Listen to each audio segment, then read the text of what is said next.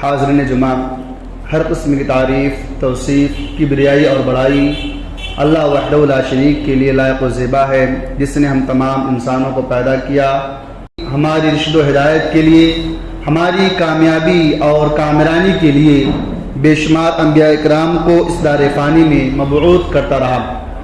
درود و سلام نازل ہو تمام انبیاء و رسول علیہم السلام پر، خصوصاً آخری نبی اکرم جناب محمد رسول اللہ صلی اللہ علیہ وآلہ وسلم پر، وحدات مقدسہ مبارکہ مطہرہ کہ رب العزت نے جن کے ذریعہ ہماری رہنمائی اور ہدایت کا بندوبست فرمایا۔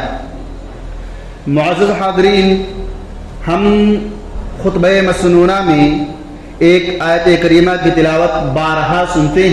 وہ آیت کریمہ ہے، یا ایھا الذین آمنوا اتقوا اللہ وقولوا قولا سدیدا یصلح لکم اعمالکم ویغفر لکم ذنوبکم ومن یطع اللہ ورسولہ فقد فاز فوزا عظیما۔ خطبہ مسنونہ میں یہ آیت ہم بارہا سنتے ہیں۔ اس کا ترجمہ یہ ہے کہ اے ایمان والو، تم لوگ اللہ رب العالمین سے ڈرتے رہو اور بات صاف اور سیدھی کیا کرو، اس سے اللہ رب العالمین تمہارے اعمال کی اصلاح کرے گا اور تمہارے گناہوں کو معاف کر دے گا، اور جو شخص اللہ اور اس کے رسول کی فرما برداری کرتا رہے یقیناً اس نے بہت بڑی کامیابی حاصل کر لی۔ صاف اور سیدھی گفتگو سے مراد ایسی گفتگو جو سچ ہو، جس میں جھوٹ اور ہیر پھیر نہ ہو، جو سچائی پر مشتمل ہو۔ اللہ رب العالمین نے سچ بولنے کے بعد اس کے دو فوائد کو ذکر کیا ہے۔ سب سے پہلا فائدہ اللہ رب العالمین نے فرمایا کہ یصلح لکم اعمالکم، اللہ رب العالمین تمہارے اعمال کی اصلاح، اور دوسرا فائدہ یہ بیان کیا گیا ویغفر لکم ذنوبکم، اللہ رب العالمین تمہارے گناہوں کو معاف کر دیتا ہے۔ وہ سچ بولنے کی وجہ سے اللہ رب العالمین گناہوں کو بھی معاف کر دیتا ہے۔ لہذا ضرورت ہے کہ ہم میں سے ہر انسان سچائی کا دامن نہ چھوڑے، اپنے کام کاج میں جو بھی کام کرتا ہے تمام کام میں اللہ رب العالمین کا تقوی اختیار کرے اور سچ بولے، کیونکہ اللہ رب العالمین نے تمام مسلمانوں کو اس بات کا حکم دیا ہے کہ وہ سچ بولیں۔ اللہ رب العالمین فرماتا ہے یا ایھا الذین آمنوا اتقوا اللہ وکونوا مع الصادقین۔ یہاں بھی اللہ رب العالمین نے پہلے تقوی کا لفظ ذکر کیا ہے کہ اللہ رب العالمین سے ڈرتے ہوئے۔ اگر ہم اللہ رب العالمین سے نہیں ڈرتے ہیں، اللہ رب العالمین خوف اپنے دلوں میں نہیں رکھتے ہیں، تو ہم کبھی سچ بول ہی نہیں سکتے ہیں۔ سچ وہی بولتا ہے جس کے دلوں میں اللہ کا ڈر، اللہ کا خوف ہوتا ہے، اللہ رب العالمین کی خشیت ہوتی ہے، وہی انسان سچ بولتا ہے۔ اللہ رب العالمین فرماتا ہے اے ایمان والو، تم لوگ اللہ رب العالمین سے ڈرتے ہوئے صدیقین میں شامل ہو جاؤ، سچ بولنے والوں میں شامل ہو جاؤ۔ اللہ رب العالمین نے مسلمانوں کو یہ حکم ان 3 صحابہ کرام کی توبہ اور استغفار قبول کرنے کے بعد دیا جو غزوہ تبوک سے بغیر کسی عذر کے پیچھے رہ گئے تھے۔ جب رسول اللہ صلی اللہ علیہ وسلم غزوہ تبوک سے واپس تشریف لائے تو ان 3 صحابہ کرام رضی اللہ عنہم نے منافقین کی طرح جھوٹے عذر بیان کرنے کے بجائے سچ بولا اور اپنے گناہ کا اعتراف کر لیا۔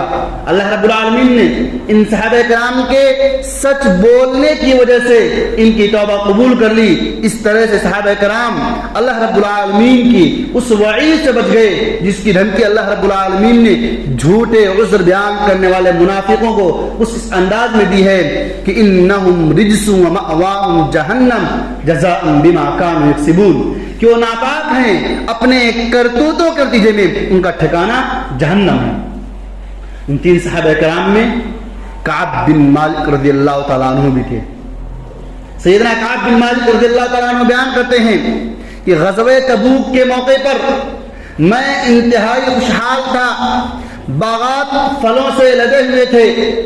جب صحابہ کرام غزوے کے لیے روانہ ہوئے تو میں نے سوچا اگر میں تھوڑا رک کے بھی نکلتا ہوں تو ان سے ملنے پر قادر ہوں۔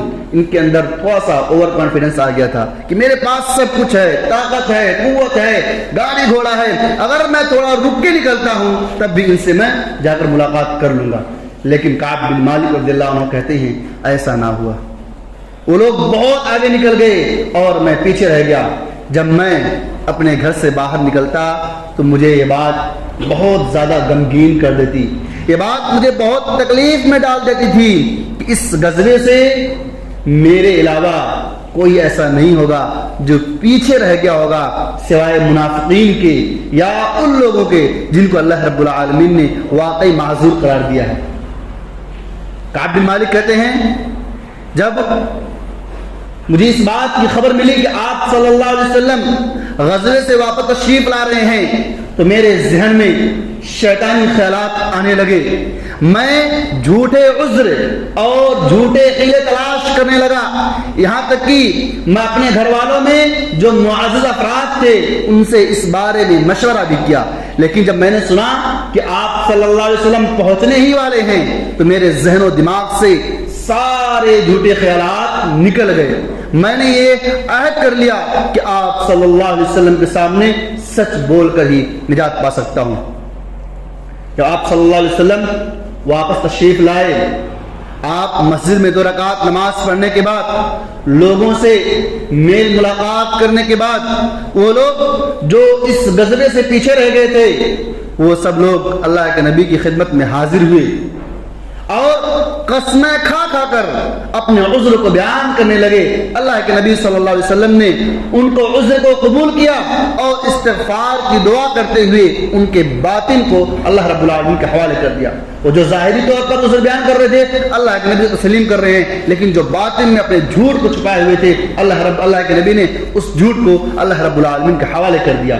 کعب بن مالک کہتے ہیں جب میں آپ صلی اللہ علیہ وسلم کے سامنے حاضر ہوا, آپ صلی اللہ علیہ وسلم نے مجھ سے پوچھا کہ تم پیچھے کیوں رہ گئے تھے. میں نے کہا اے اللہ کے رسول صلی اللہ علیہ وسلم, اگر آج میں آپ کے علاوہ کسی اور کے سامنے ہوتا تو میں اس کی ناراضگی سے بآسانی بچ جاتا, کیونکہ اللہ رب العالمین نے مجھے فصاحت و بلاغت دی ہے, مجھے بات کرنے کا سلیقہ دیا ہے, مجھے حسن کلام عطا کیا ہے. میں اچھی گفتگو کے ذریعے سے اچھا جھوٹ بول کر اپنا موقف منوا سکتا ہوں. لیکن اللہ کی قسم مجھے اللہ رب العالمین سے امید ہے اگر آج میں جھوٹ بول کر آپ کو راضی کرنے میں کامیاب ہو بھی جاؤں تو اللہ رب العالمین آپ کو حقیقت حال سے آگاہ کر کے آپ کو مجھ سے ناراض کر دے گا. لیکن اگر میں سچ بولتا ہوں تو ممکن ہے آپ مجھ سے ناراض ہو جائیں, لیکن اللہ رب العالمین اس کا بہترین نتیجہ نکالے گا. کعب بن مالک کہتے ہیں میں نے کہا اے اللہ کے رسول صلی اللہ علیہ وسلم, میرے پاس کوئی عذر نہیں. جتنا خوشحال میں اس غزوے کے وقت تھا, جتنا زیادہ طاقتور میں اس غزوے کے وقت تھا, اتنا میں زندگی میں کبھی نہیں تھا. میرے پاس کوئی عذر نہیں ہے. اللہ کے نبی صلی اللہ علیہ وسلم نے ان کے بارے میں فرمایا, یہ بخاری اور مسلم کی روایت ہے, اللہ کے نبی نے فرمایا اما ھذا فقد صدق فقم حتى يقضي اللہ فیک. اللہ کے نبی نے فرمایا رہا یہ شخص اس نے سچ بولا ہے, لہذا تم چلے جاؤ یہاں تک کہ اللہ رب العالمین تمہارے بارے میں کوئی فیصلہ کر دے. کعب بن مالک کہتے ہیں میں وہاں سے چلا گیا, لوگ مجھے ڈانٹنے لگے, لوگ مجھے بولنے لگے, کہنے لگے اگر تم بھی منافقین کی طرح جھوٹے عذر بیان کر دیتے تو اللہ کے نبی صلی اللہ علیہ وسلم تمہارا بھی عذر قبول کر لیتے اور تمہارے لیے استغفار کی دعا کرتے. میں نے کہا کیا کوئی اور ہے جس کو اس طرح کے جوابات دیے گئے ہیں؟ صحابہ کرام نے بتایا ہاں 2 لوگ اور ہیں جن کو اسی طرح کا جواب دیا گیا ہے, وہ ہیں مرارہ بن ربیعہ اور ہلال بن امیہ رضی اللہ تعالی عنہما. کہتے ہیں میں چلا گیا, اللہ کے رسول صلی اللہ علیہ وسلم نے تمام صحابہ کرام کو حکم دے دیا کہ کوئی بھی ان سے بات نہیں کرے گا, کوئی ان سے گفتگو نہیں کرے گا. کعب بن مالک کہتے ہیں لوگوں نے اس قدر بے رخی اختیار کی کہ مجھے یہ زمین تنگ لگنے لگی, مجھے ایسے لگنے لگا کہ یہ زمین وہ نہیں جسے میں پہلے سے جانتا ہوں. کعب بن مالک رضی اللہ تعالیٰ عنہ کہتے ہیں کہ میرے 2 ساتھی اپنے گھر میں بیٹھ گئے, روتے ہوئے رات دن گزارنے لگے. جہاں تک میرا تعلق ہے میں ان کی نسبت کم سن تھا, مضبوط اعصاب کا مالک تھا. میں مسجد میں تشریف لاتا, آپ صلی اللہ علیہ وسلم کے ساتھ نماز بھی پڑھتا, میں بازاروں میں بھی جاتا, لیکن کوئی مجھ سے بات نہیں کرتا تھا. میں مسجد میں آتا آپ صلی اللہ علیہ وسلم کو سلام پیش کرتا اور دل میں خیال کرتا پتہ نہیں اللہ کے نبی صلی اللہ علیہ وسلم نے اپنے ہونٹ ہلائے ہیں یا نہیں ہلائے ہیں. کہتے ہیں اللہ کے نبی کے قریب نماز جب پڑھتا آپ صلی اللہ علیہ وسلم میری طرف نظر اٹھاتے جب میں اپنی نماز میں پوری طرح متوجہ ہوتا, لیکن جب میں اپنی نظر کو اللہ کے نبی کی طرف التفات کرتا تو آپ اپنی نظر کو مجھ سے پھیر لیتے. یہ سلسلہ چلتا رہا. لوگوں نے اس قدر بے رخی اختیار کی کہ میں تنگ آ چکا تھا کہ اسی دوران غسان کے بادشاہ کا ایک خط مجھے ملتا ہے. اس میں لکھا ہوتا ہے کہ ہم نے سنا ہے کہ تمہارے ساتھی نے تمہارے ساتھ بے وفائی کی ہے, لہذا تم ہمارے پاس چلے آؤ. تم ایسے شخص نہیں ہو جس کے ساتھ ایسے معاملات کیے جائیں. تم ہمارے پاس چلے آؤ, ہم تمہارے ساتھ ہمدردی کریں گے, تمہارے ساتھ اچھا برتاؤ کریں گے, تمہارے ساتھ عزت کا معاملہ کریں گے. ذرا غور فرمائیں, کوئی صحابہ کرام میں سے کوئی بات نہیں کر رہا ہے, نبی خود بات نہیں کر رہے ہیں, یہ بھی پریشان ہو گئے ہیں. ایسے دوران ایک لالچ دی جاتی ہے, ایک کافر بادشاہ لالچ دیتا ہے کہ ہمارے پاس چلے آؤ. لیکن کہتے ہیں جو نبی کی محبت اپنے دلوں میں حقیقی طور پر رکھتے ہیں وہ کبھی بھی اس سے مایوس نہیں ہوتے اور نہ ہی نبی کا دامن چھوڑتے ہیں. وہ کہتے ہیں میں نے اس خط کو جلا دیا اور میں نے سوچا کہ اللہ رب العالمین کی طرف سے ایک آزمائش اور ہے. کہتے یہ سلسلہ چلتا رہا, 40 راتیں گزر گئیں. 40 دن کے بعد ایک اور دھماکہ ہوا. اللہ کے نبی صلی اللہ علیہ وسلم نے ہمیں حکم دے دیا کہ اپنی بیویوں سے بھی دور ہو جاؤ. لہذا میں نے اپنی بیوی کو اس گھر والوں کے پاس بھیج دیا. 50 راتیں گزر گئیں. 50ویں رات کو میں نے نماز فجر اپنے گھر کی چھت پر ادا کی. میری حالت وہی تھی جو اللہ رب العالمین نے قرآن مجید میں ارشاد فرمایا ہے, ضاقت علیہم الارض بما رحبت وضاقت علیہم انفسهم وظنوا ان لا ملجأ من اللہ الا الیہ. کہ زمین اپنی کشادگی کے باوجود ان پر تنگ ہو گئی, ان کی جانیں ان پر بوجھ ہو گئیں اور انہیں یقین ہو گیا کہ اللہ رب العالمین کے علاوہ کوئی جائے پناہ نہیں. کعب بن مالک کہتے ہیں حقیقت ہے مجھے زمین تنگ لگنے لگی, مجھے اپنی جان سے گھٹن محسوس ہونے لگی. اسی دوران میں نے ایک چیخنے والے کی آواز سنی جو جبل سرا یعنی سرا پہاڑی پہ کھڑے ہو کر اعلان کر رہا تھا, ابشر یا کعب بن مالک, اے کعب بن مالک تمہیں خوشخبری ہو. کہتے ہیں میں یہ آواز جیسے سنتا ہوں فوراً سجدے میں گر جاتا ہوں اور سمجھ جاتا ہوں کہ مصیبت اب ٹل گئی ہے. رسول اللہ صلی اللہ علیہ وسلم نے صحابہ کرام کو ہماری توبہ کے بارے میں بتلایا, وہ سب ہمیں خوشخبری دینے کے لیے ہماری طرف نکل پڑے. ایک شخص اپنے تیز رفتار گھوڑے سے سوار ہو کر خوشخبری دینے کے لیے میری طرف نکلا, لیکن جو آدمی جبل سرا سے کھڑے ہو کر آواز لگا رہا تھا اس کی آواز اس کے تیز رفتار سے بھی زیادہ تھی. کہتے جب اللہ کے نبی کے پاس چلا تو صحابہ کرام فوج در فوج آ کر مجھے بشارت دے رہے تھے کہ اللہ رب العالمین نے تمہاری توبہ قبول کر لی ہے, تمہیں اس کی خوشخبری ہو. کعب بن مالک کہتے ہیں میں رسول اللہ صلی اللہ علیہ وسلم کے پاس آیا, میں نے آپ کو سلام کیا تو میں نے دیکھا کہ آپ صلی اللہ علیہ وسلم کا چہرہ انور خوشی اور مسرت سے اس طرح چمک رہا ہے گویا کوئی چاند کا ٹکڑا ہو. آپ صلی اللہ علیہ وسلم نے فرمایا ابشر بخیر یوم مر علیک منذ ولدتک امک, کہ جب سے تمہاری ماں نے تمہیں جنم دیا ہے اس دن سے لے کر آج تک سب سے بہترین دن اگر کوئی ہے تو آج کا دن ہے, لہذا تمہیں اس کی خوشخبری ہو. کعب بن مالک کہتے ہیں میں آپ صلی اللہ علیہ وسلم کے سامنے بیٹھ گیا. میں نے کہا اللہ کے رسول صلی اللہ علیہ وسلم گویا اللہ رب العالمین نے سچ بولنے کی وجہ سے مجھے نجات دی ہے, اس لیے میں اپنا سارا مال اللہ رب العالمین کی راہ میں صدقہ کرنا چاہتا ہوں. یہ صحابہ کرام کے جذبات ہیں. جب یہ معلوم چلا کہ اللہ رب العالمین نے میری توبہ کو, غلطی کیا تھی, صرف تھوڑا اوور کانفیڈنس ہوا, غزوے میں شریک نہ ہو پائے, سچ بولا, اللہ رب العالمین نے آزمائش میں ڈال دیا. سچ بولنے پر آزمائش آنی ہی آنی ہے. آپ دنیاوی معاملات میں جتنے بھی کاروبار کرتے ہیں آپ اس بات کا اندازہ لگا سکتے ہیں, آپ سچ بولیں گے تو پریشانیاں آنی ہی آنی ہیں. کعب بن مالک کہتے ہیں اللہ کے نبی جب میں نے کہا کہ میں سچ بولنے کے شکرانے کے طور پر اپنا سارا مال اللہ رب العالمین کی راہ میں صدقہ کرنا چاہتا ہوں, تو اللہ کے نبی نے فرمایا امسک علیک بعض مالک فهو خیر لک، کچھ مال تم اپنے پاس رکھ لو، یہ تمہارے لیے بہتر ہے۔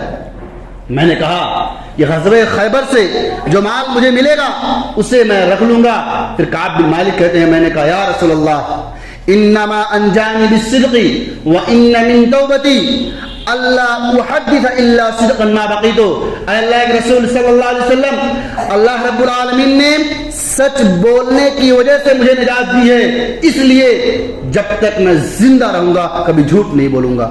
کعب بن مالک کہتے ہیں واللہ ما تعمدت کذبۃ منذ قلت ذلك لرسول اللہ صلی اللہ علیہ وسلم الى یوم هذا وانی لارجو ان يحفظني اللہ فيما بقي، کہ اللہ کی قسم جب سے میں نے اللہ کے رسول صلی اللہ علیہ وسلم سے بات کہی ہے اس دن سے لے کر آج تک میں نے کبھی جان بوجھ کر جھوٹ نہیں بولا ہے، اور اللہ رب العالمین سے مجھے یہ امید ہے کہ بقیہ زندگی میں بھی میری حفاظت فرمائے گا۔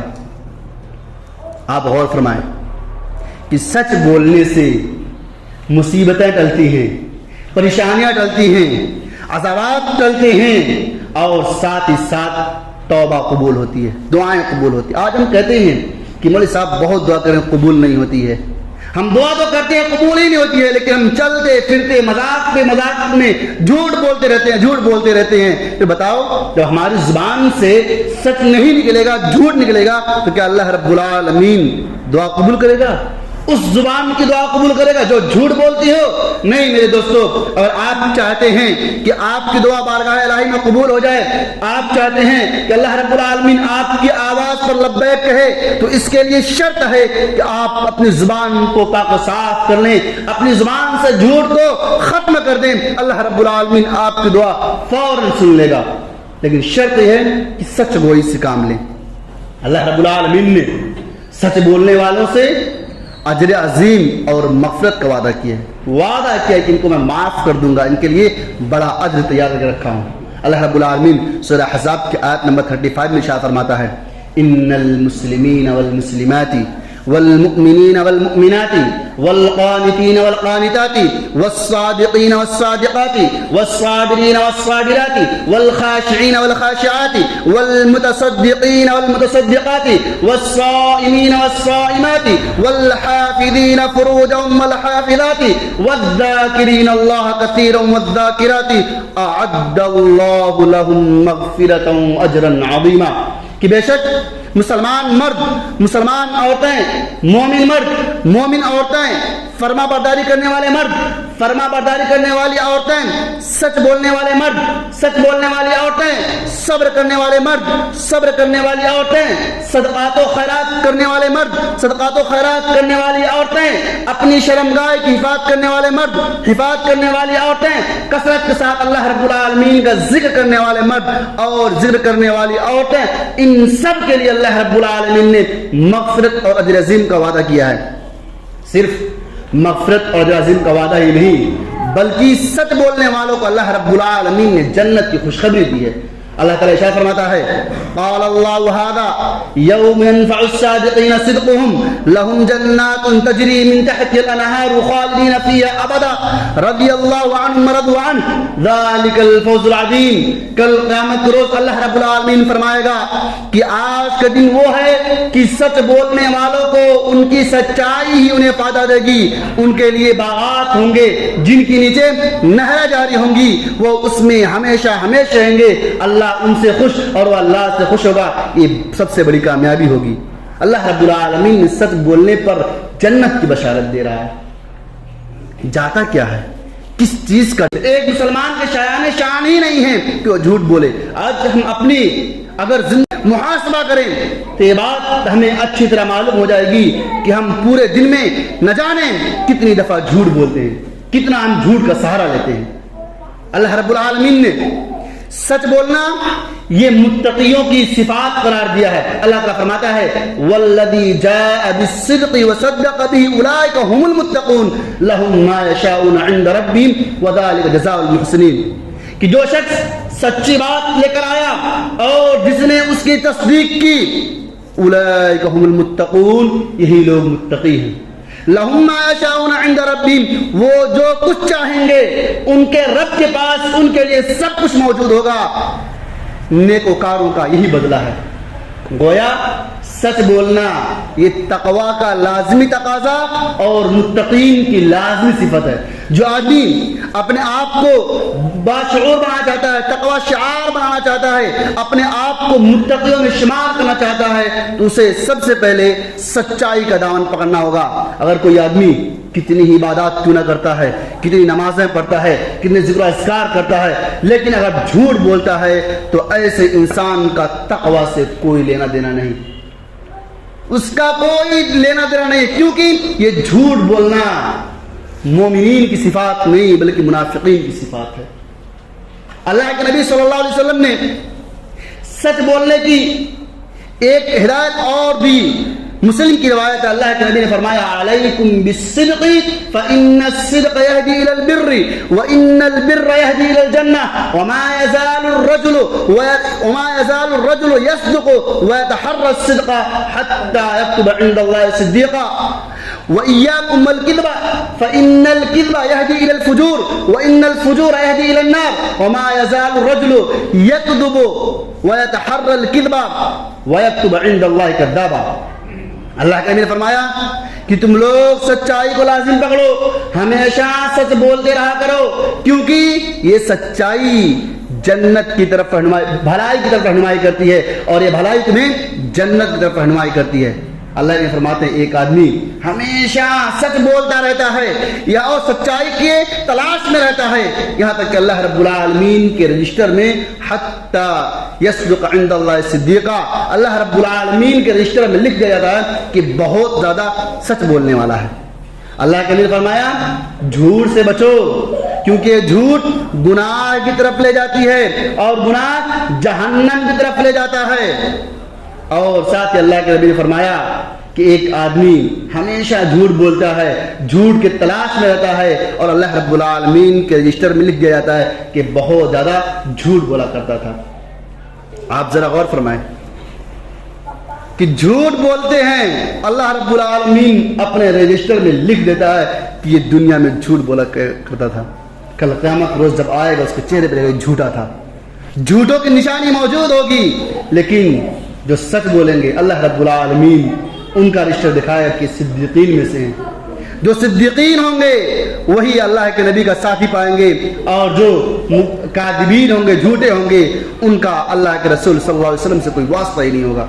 लिहाजा हमें चाहिए कि हम हर हाल में सच बोलें, सच्चाई का साथ दें, सच्चाई के साथ रहें, अपनी दुनिया को भी सच्चाई में रखें और अपनी आखिरत को भी सच्चाई के दामन में पुरोएं। झूठ का सहारा ना लें, झूठ से आपका सिवाय नुकसान के फायदा कभी नहीं हो सकता।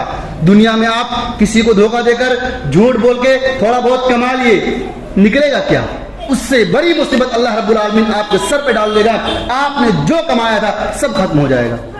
लेकिन आप सच बोलेंगे, थोड़ा कम कमाएंगे ना, लेकिन अल्लाह रब्बुल आलमीन उसकी हिफाजत करेगा, परेशानियों को आपसे दूर रखेगा, मुसीबतों को आपसे दूर रखेगा।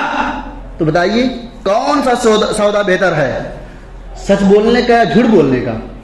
आप अक्लमंद हैं, बाशऊर हैं, दुनिया में आप तरक्की करते हैं, अल्लाह रब्बुल आलमीन आपके कारोबार में मजीद तरक्की अता फरमाए, लेकिन सच्चाई के साथ, सिर्फ दिली के साथ, अल्लाह का तक़वा अख्तियार करते हुए, अल्लाह की खशीयत अख्तियार करते हुए। अल्लाह रब्बुल आलमीन से दुआ बार इलाहा हम तमाम लोगों को सच बोलने